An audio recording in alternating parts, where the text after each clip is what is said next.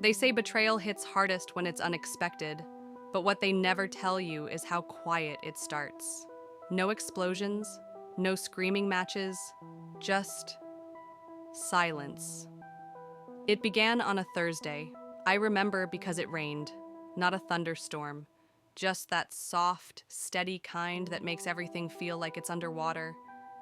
Ethan came home late. Not unusual, he worked late a lot, but this time he smelled like cologne. One I didn't recognize. He didn't kiss me. Just said, "Hey," and walked past me, phone in hand. That's when I felt it. That first microscopic crack in the glass. But I didn't say anything. I told myself I was imagining things. He was stressed, tired. We'd been married 7 years.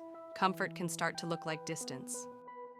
In the weeks that followed, I started noticing patterns. He'd leave his phone face down, always. He used to toss it around carelessly. Now it was glued to his side, or worse, hidden in his jacket.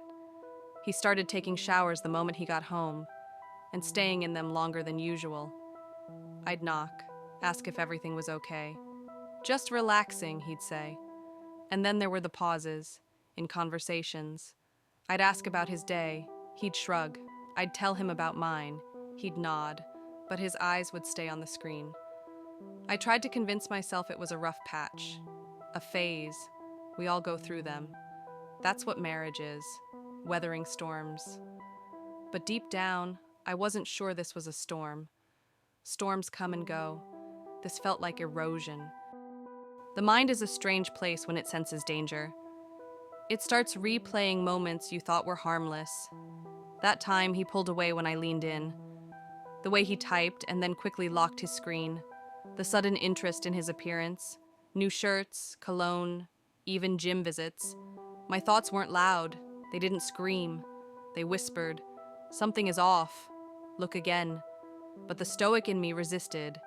I told myself, do not let emotions rule you.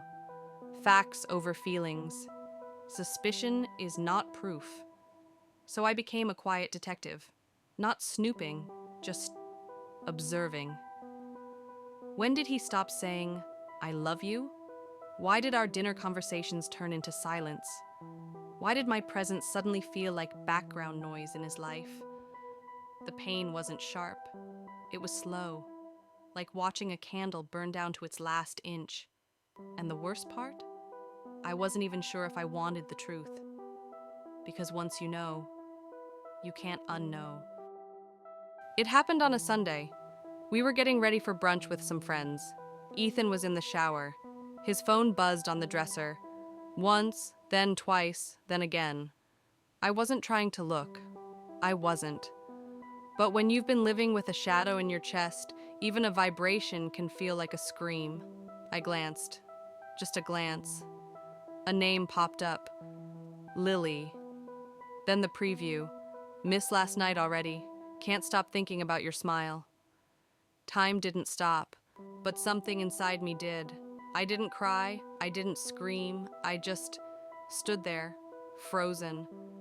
When he came out of the bathroom, towel around his waist, smiling like nothing was broken, I handed him the phone.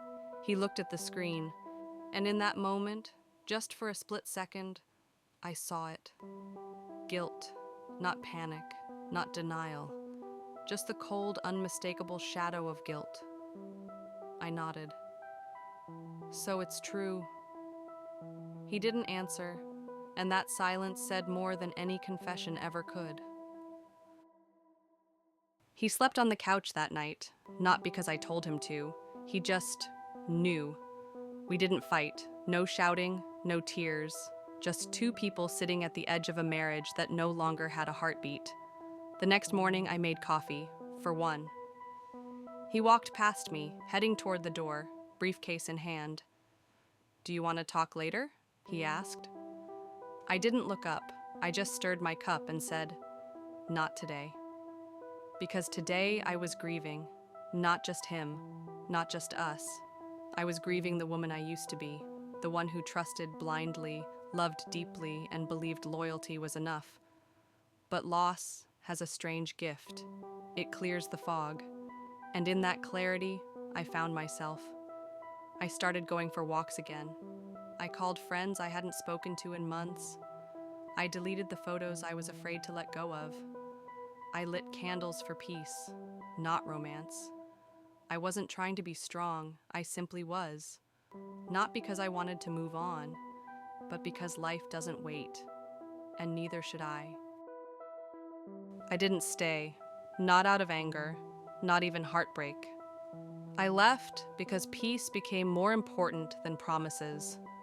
The divorce was quiet, like most things between us had become. There were no dramatic exits, no custody battles, just signatures, boxes, and space. And no, I didn't fall in love again. Not right away. I learned that love, real love, starts within. For months, I didn't let anyone in. Not out of fear, but out of reverence. I needed to understand who I was without him. Without us. I read, walked, cried sometimes, laughed unexpectedly. I practiced stillness, not as an escape, but as a form of strength. As the Stoics teach, you have power over your mind, not outside events. Realize this, and you will find strength. And strength I found, not in someone else's arms, but in my own solitude. I'm not bitter. I'm not broken. I'm just aware of what I deserve, of how I love, and of how I rise.